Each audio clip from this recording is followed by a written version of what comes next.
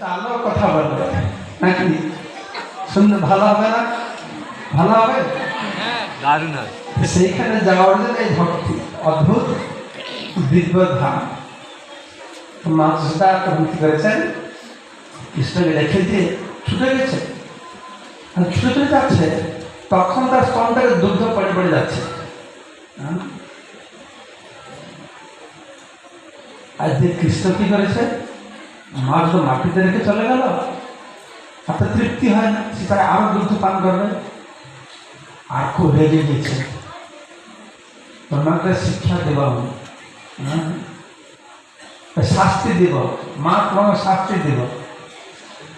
তার ছেলে যদি বদমাশি করে, দুষ্টামি করে, মার থাপড় দিয়ে শাস্তি দেবে, এই চুপ কর, হাঁকি না, শাস্তি দেবে, থাপড় দিয়ে শাস্তি দেবে। আর বাবা মা যদি কিছু বদমাশি করে, ছেলে কি করে শাসন করবে? থাপড় দেবে, দেবে না দেবে না? ছোট্ট বাচ্চা মাকে থাপড় দেয় না, থাপড় দেয় না, দেয় না? ছোট শিশু ছোট ছোট হাতে মাকে থাপড় লাগায়, মাকে কষ্ট হয় না, ভালো লাগে? হ্যাঁ, তাই যে বাবা মা যদি কিছু বদমাশি করে, তো ছোট্ট হাতে থাপড় লাগবে তো ভালো লাগবে। তাহলে বাবা মাকে কি কি শাস্তি দেবে? শিশুদের কায়দা কি, বাচ্চাদের কায়দা কি?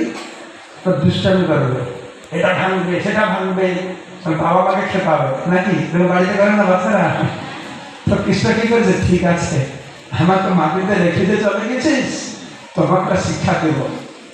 গিয়ে ওই যে দর্দি ভার মন্থন করতে না, ভেঙে দিয়েছে, কিন্তু বুদ্ধি দিয়ে ভেঙেছে। এইরকম না যে লাঠি নিয়ে ধাপাস করে মারবে, আমি তো মা জেনে ফেলবে না। কি করছে, একটা পাথর দিয়ে নিচুটা টুক করে মেরে দিয়েছে, ফুটো করে দিয়েছে। কি পাথর দিয়ে মেরেছে জানা? কি পাথর দিয়ে কৃষ্ণ হাড়ি ভেঙেছিল জানা? তোমাদের শিল নোড়া আছে? কার বাড়িতে শিল নোড়া আছে? সবার বাড়িতে আছে?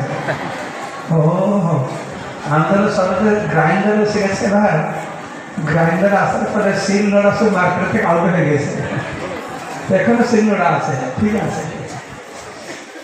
নোড়া দিয়ে, এই নোড়া দিয়ে নিচে থেকে ঠুকে মেরে দিয়েছে, মা যেন না বুঝতে পারে, ফুটো তো করে দিয়েছে, ছিদ্র করে দিয়েছে।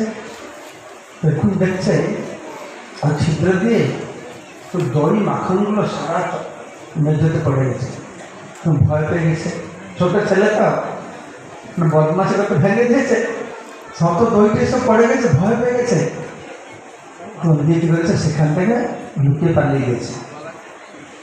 আর মা যশোদা দুধটাকে ঠান্ডা করে আবার ফিরে এসেছে, হাড়িটা ভাঙা। হাড়িটা ভাঙলো কি করে? তো মা যশোদা হয়তো মনে করতো এই কোনো বান্দর এসে ভেঙে দিয়েছে, হতে পারে বান্দর ছিল, কোনো কাক এসে ভেঙে দিয়েছে। কিন্তু মা যশোদা বুঝতে পেরেছে এটা কৃষ্ণের কাজ, কেননা কৃষ্ণ নেই। কৃষ্ণ থাকতো, বসে থাকতো, তাহলে মা যত মনে করতো বান্দরটা ভেঙে দিয়েছে হতো। আর কৃষ্ণকে কত শান্ত ছেলে, মা তো ভালোভাবে জানে যে এই কাজটা কার হবে, এই বেটার কাজ দিতে। এখন মা যতটা খুঁজছে কোথায় এই বেটা গেল, ভালো করে শাস্তি মানুষ করতে হবে। এটা অমানুষ হয়ে গেছে, লোকের হিপি হয়ে গেছে। বাবা মার চিন্তা থাকে না, ছেলেকে মানুষ করবো। আরে কৃষ্ণ ভগবান পরম পুরুষোত্তম, সমস্ত মানুষের মধ্যে যে পরম, মা যত মাথায় চিন্তা যেটা আমাকে ভালো মানুষ করতে হবে, শিক্ষা দিতে হবে। কিন্তু গেল কোথায়, খোঁজে পাবো কি করে? কৃষ্ণতে গিয়ে পা টিপে টিপে টিপে টিপে গিয়ে পাশে একটা ঘরে ঢুকে পড়েছে। তখনও মনে রাগ, আমাকে দুধ খেতে না দিয়ে চলে গেছিস, হাড়টা ভেঙে দিয়েছে, তবু মন বুঝছে না, আরো দুষ্টামি করবে। এটা উর্দু খোলকে উল্টিয়ে তার উপর উঠে মাখন ছিল। কোথায় মাখন ছিল? ফ্রিজের ভিতরে। কার বাড়িতে রেফ্রিজারেটর আছে, ফ্রিজ আছে? এখানে ফ্রিজ নেই আপনাদের বাড়িতে? খুব ভালো, ফ্রিজ কোনোদিন কিনবে না। এই রেফ্রিজারেটর হচ্ছে সমস্ত রোগের মূল কারণ। ফ্রিজ কিনবে মানে, ফ্রিজের খাবার খাওয়া মানে সে রোগ কিনবে। তখনকার সময় এসব ছিল না।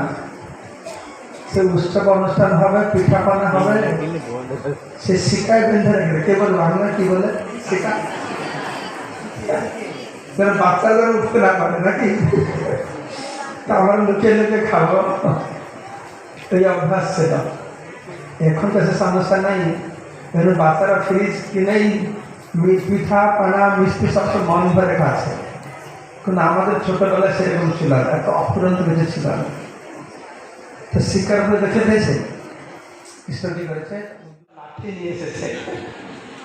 তো বিশ্ব চিন্তাটা ছাড়ে, এই ব্যাপারটা তো খুব গম্ভীর। মা হাতে লাঠি নিয়ে চলে এসেছে, হাতে দেখে মার দৌড় লাফিয়ে সেখান থেকে।